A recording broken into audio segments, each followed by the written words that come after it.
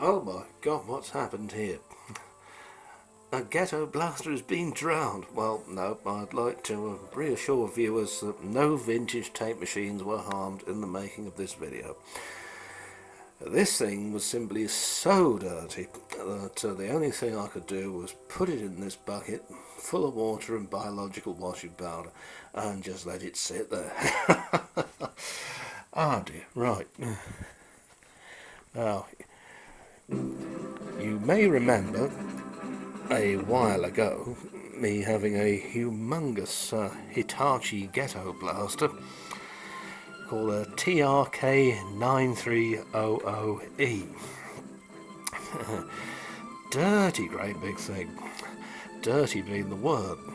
Inside here, for example, was a sort of carpet of grey. There being vents on top of the set, and it had obviously been left somewhere very dusty. Using artist's brush, of course, with the power off, I've been able to get rid of the vast majority of the contamination. Now, sound level on here is automatic during recording, but you can alter it. There's two little pots there marked recording level, and there are two here that say play level, so it looks as if you can alter that as well if you have a mind to. The aerial has been snapped off, but I do have another one, so I'm hoping that that'll fit it. There are the two speakers. These were defective too. The foam surrounds are completely rotted away. So I fitted two cloth surround speakers from a set of about the same vintage actually, but I only ever had the speakers, I never had the whole thing.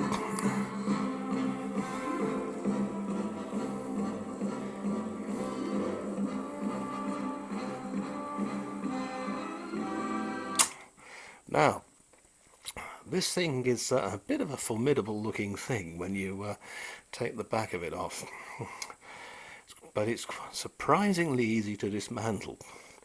Once you've got the screws off, the back comes off first, and you can then, having removed any relevant control knobs on the front, such as the selector switch for the function and so on and so forth, slide the rest of it out. The complete chassis comes out, and the cassette motor board is attached by four little self-tapping black screws. 1, 2, 3, 4.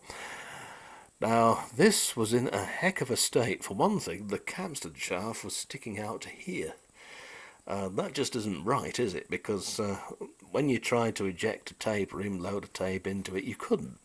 It just wouldn't have it at all. And the capstan shaft had actually moved forward. Somebody had obviously been poking about, doing things they oughtn't. And it looked as if there was a load of tape all chewed up inside it, which I've got out. Now, why it is that people will insist on sometimes putting rubber bands in these things, I have no idea, because a rubber band, as most of you'll know, just isn't a substitute for a proper drive belt. And you can see here it's quite a high quality mechanism, all servo assisted. The rubber band was there, so some of the tape functions wouldn't work sometimes. It wouldn't switch on and play or go into fast forward or whatever, because of course the rubber band was slipping. It was no good at all.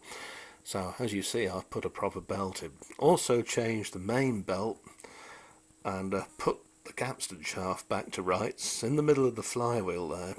Forget your silver dollar flywheels, look at the size of that thing, as the vicar said to the nun.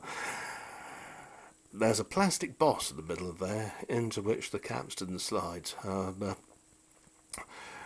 all I had to do really was to just push it back and secure it again properly, and then off we went again. Intriguingly, there's another pulley on the motor here. This motor must have been used in a different mechanism that had two main belts in it. Perhaps the drive takeoff for all the servo assistance was done straight from the motor on another model. But another thing about this was that the playhead on it was just worn out. It had a groove on there the size of the Grand Canyon. You could see it sort of sparkling away like a multifaceted mirror. So that wasn't going to pick up anything at all. I'm not sure exactly when this was made. Sometimes on the side or on the back of the motor it does tell you, but not on this one. But I would think very early 80s, probably around 1981, 1982, something like that. And it would have cost an absolute fortune, I know that much. I fitted a new head in there. I don't think it's quite got the required power output, but signal-wise. But as you heard, it's working a heck of a lot better than it did before. So I can't really complain at that. Different tape heads did have different outputs, just like some record player cartridges had a higher output than others, of course. But owing to that thing called planned obsolescence and the fact they don't make these things anymore, it can be rather difficult to get one that's the same impedes and so will give out more or less the same signal.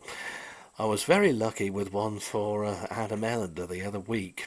He had a Ferguson boombox with a twin tape in it. One head was okay, but the other head was pretty badly worn.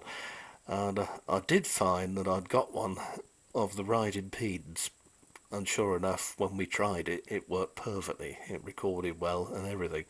So yeah, had a bit of luck with it.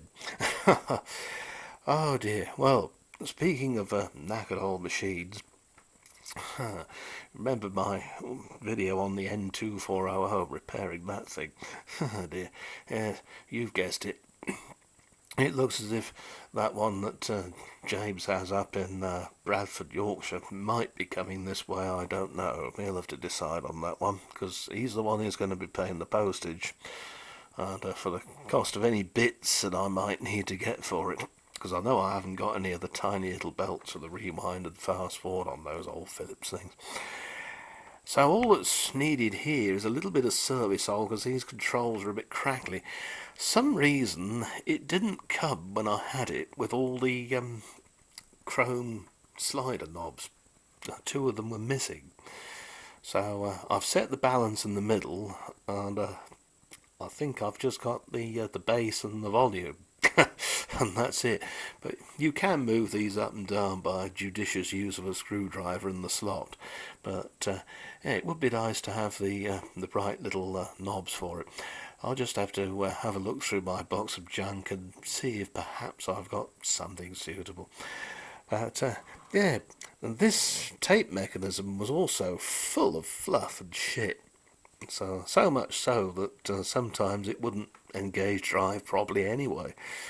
So as you can see, it's looking rather cleaner, and although Mr. Hitachi is rather undressed at the moment, once his casing comes out of the bath and all dried off and put back, he should look and sound almost like he did when new in the 80s.